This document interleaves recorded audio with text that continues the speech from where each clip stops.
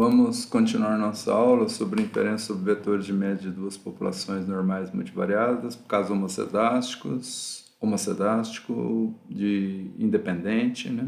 Amostras independentes. Nós acabamos de apresentar o teste T2 de Rotary. Fizemos um exemplo em que duas variedades foram consideradas com médias diferentes. As médias diferem, mas não sabemos identificar em qual componente. Era um vetor de produtividade e a altura da planta. Será que elas diferem em produtividade? Em altura? Só na produtividade? Só na altura?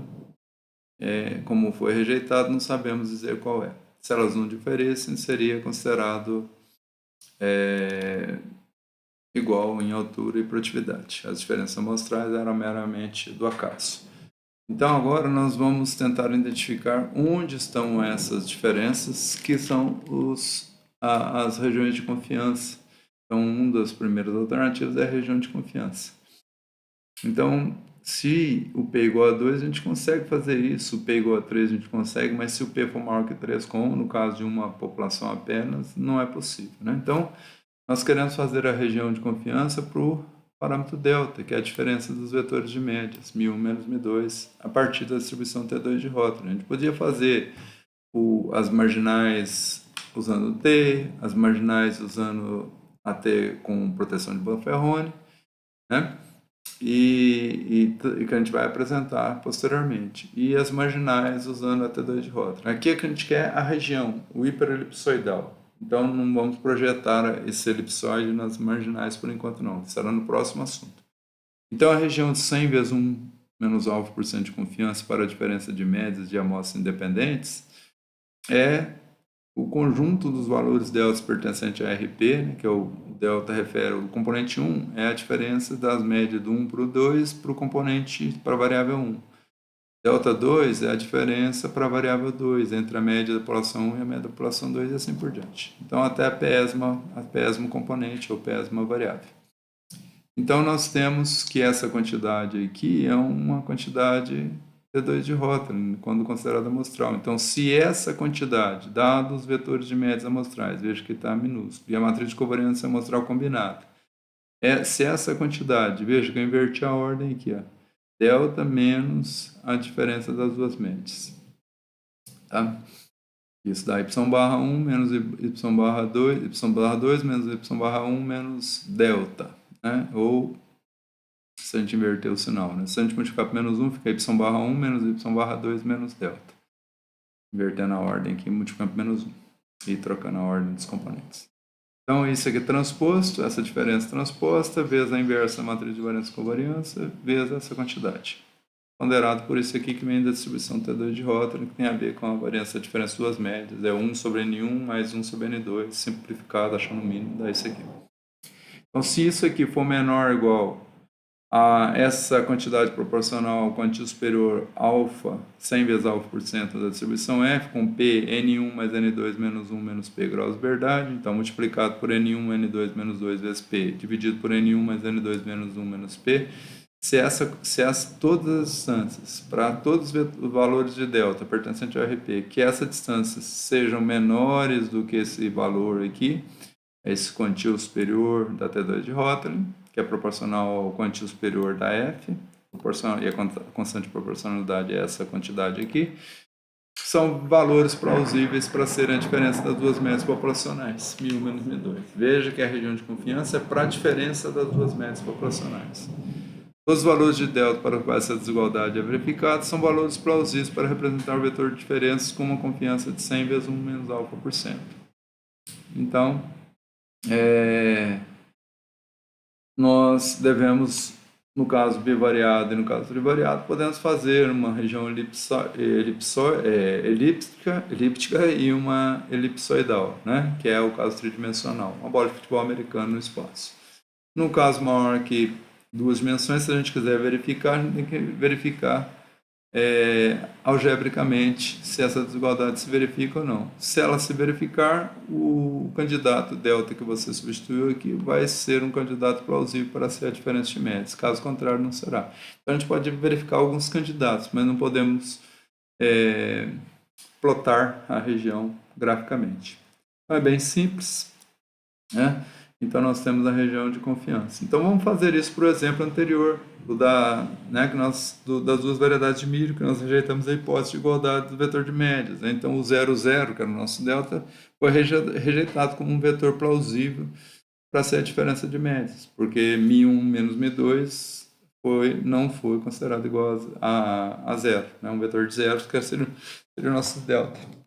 Essa hipótese foi rejeitada. Então, a região de 95% de confiança ela é definida por essa expressão que nós acabamos de ver. Então, seriam todos os valores de delta, que tem dois componentes, que são duas variáveis, delta 1 e delta 2, para os quais essa quantidade aqui dá 0,9335, delta 1 menos essa diferença dá 1,04 ao quadrado. Essa a segunda para o primeiro componente. Para o segundo componente, delta 2 menos a diferença de média dá 0,16. E então fica essa quantidade aqui vezes... ainda é multiplicada ainda, né? Não é só essa quantidade. É essa quantidade vezes o valor da diagonal dessa matriz núcleo aqui, da forma quadrática. Dá 0,93, delta 1 menos 1,04 ao quadrado, veja que é uma forma quadrática. Então, tem o termo quadrático, o produto dos dois, delta 1 menos 1,04, delta 2 menos 0,16, e o delta 2 menos 0,16 ao quadrado. Veja os coeficientes que dependem da inversa dos elementos da diagonal, fora da diagonal, e do N1, N2 sobre N. Não me lembro se eu passei esses valores para cá nessa conta aqui, se esse valor é só do F, não me lembro. Ou se eu fiz a conta com os valores na íntegra aqui. Se eu passei, vai dividir todos os coeficientes por esse, multiplicar por N1 mais N2 menos 1 menos P e dividir por N1 mais N2 menos 2 vezes P. Então, não faz muita diferença.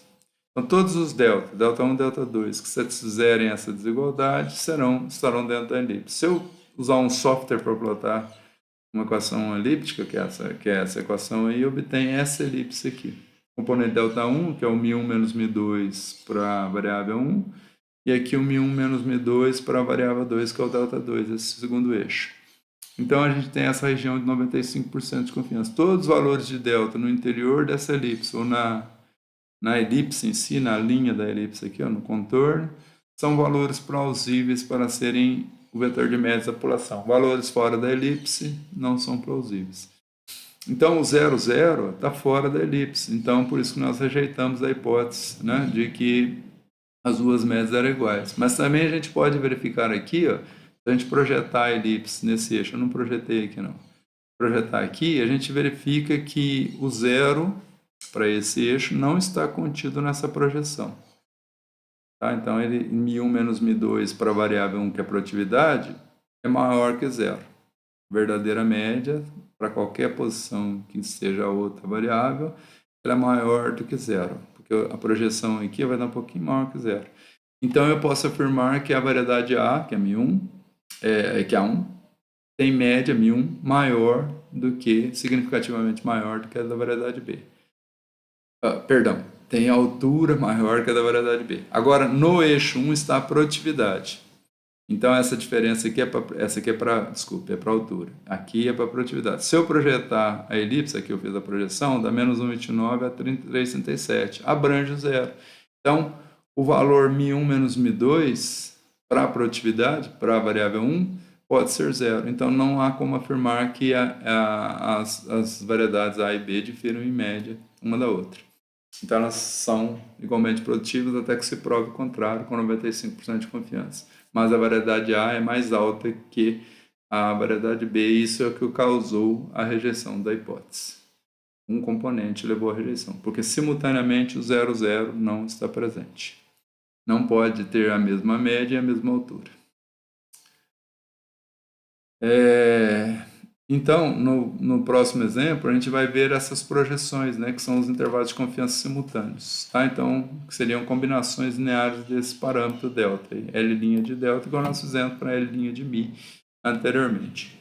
Então, nossa aula vai ficar por aqui. Muito obrigado por assistirem a essa nova aula sobre regiões de confiança para a diferença de duas médias, no caso independente, com covariâncias homogêneas em populações normais multivariadas. Muito obrigado, até a próxima aula.